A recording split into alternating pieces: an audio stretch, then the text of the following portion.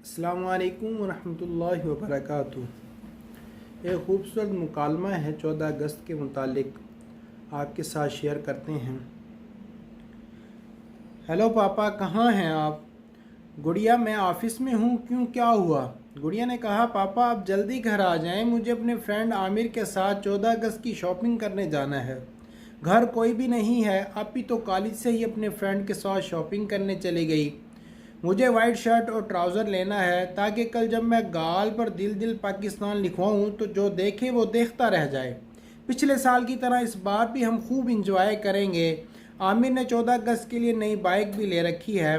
पापा, ओके बेटा, मैं आता हूँ। सामने हाथ में गन पकड़े एक रिटायर्ड फौजी जो बुढ़ापे की कई मुसाफितें तय कर चुका है, उसकी नम आँखों ने मॉडर्न बाबू को हैरान होकर सवाल पूछने पर मजबूर कर दिया कि बाबा जी खैर तो है, क्या हुआ, आपकी आंखें नम क्यों हैं? बाबा जी ने कहा, साहब कुछ नहीं, मुझे अपने बचपन की दिन याद आ गए जब मैंने अपनी बहन से कहा था, बाजी मुझे भी झंडा चाहिए, मुझे भी झंडा लहराना है और आवाज़ लगानी है, लेके रहेंगे पाकिस्तान, बन के रहेगा पाकिस्तान। साहब मेरी बहन चुपके से अंदर गई और अपनी सब्ज़ कमीज़ का दामन फाड़कर मुझे कहती है, जाओ भाई लकड़ी का डंडा ले आओ। फिर मेरी बहन ने पहली मर्तबा मेरे हाथ में झंडा दिया और मैं बहुत खुश था। आज मालूम हुआ कि वो खुशी किस बात की थी। वो खुशी इस बात की थी कि मैंने पाक सरजमीन को अपनी बहन के दामन से पहचान दी थी। साहब आपको मालूम है फिर क्या हुआ? हमारे मोहल्ले पर हिंदुओं ने हमला कर दिया और मेरी बहन की इज्जत लूट ली और उसे साथ ले गए।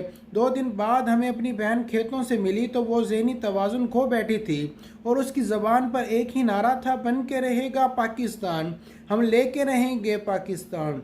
साहब मैं छोटा था, मैं सारी रात अपनी बहन से लिपट कर रोता रहा और रात को किसी पैर हमारे मामू लोग आए और मेरी बहन को कहीं ले गए। मैं और मेरे चाचू सुबह होने से पहले ही अपना घर छोड़ चुके थे। मेरे हाथ में सिर्फ एक झंडा था जिसे मेरे चाचू ने जब सुबह देखा तो उसे सीने से लगाकर बहुत रोया और कहता रहा कि तुम्हारी खातिर हमने अपनी बहनों और बेटियों की इज्जतें लुटवा दी हैं, न जाने तुम हमसे और कितनी दर्दनाक कुर्बानियाँ लोगे। मैं समझ नहीं पा रहा था कि चाचू बार बार इस झंडे को ये क्यों कह रहे थे कि तुम और कितनी कुर्बानियाँ लोगे। साहब मैं चाचू से पूछता कि हम कहाँ जा रहे हैं तो चाचू कहते, मालूम नहीं बेटा, तुम बस चलते रहो उस वक्त तक जब तक मौत नहीं आ जाती या फिर हम अपने मुल्क नहीं पहुंच जाते। साहब आज समझ आई कि मेरे चाचू किस मुल्क को अपना मुल्क कहते कहते सफ़र में मसरूफ़ रहे। रास्ते में बहुत लोग मरे हुए थे। एक मकान में हम छुपे हुए थे कि एक दूध पीता बच्चा रोने लगा तो उसकी माँ ने उसका गला घूंट दिया ताकि वो हमें पकड़वा ना सके। साहब हर तरफ लाशें बिछी थीं और गिद्ध और जानवर उन्हें खाने में मसरूफ़ थे। हम कुछ लोग रात को वहीं रुक गए ताकि उस जगह रात गुजार सकें। और साहब मालूम है आपको, सारी रात मेरे चाचू क्या कहते रहे? सारी रात मेरी औरतों की लाशों पर मर्दों के बदन से कपड़े फाड़ कर डालते रहे और रोते रहे और जागते रहे कि जानवर मुसलमान माओं बहनों बेटियों की लाशों की बेहुरमती ना कर सके। और इसी दौरान न जाने कब आँख लग गई। वो थोड़ी देर ही सोए कि फिर रात को उठकर सफ़र शुरू कर दिया। जब मेरे चाचू इस पाकिस्तान में पहुँचे तो मेरी बहन के दामन और पाकिस्तान के सादे झंडे को हर वक्त चूमते रहते थे। साहब देखो ना, जिन इज़्ज़तों को बचाने के लिए हमारी माँ और बहनों ने कुओं में छलांगें लगा दी, उन्हें हमारी आज की बेटियां सरेआम नीलाम करती फिर रही हैं।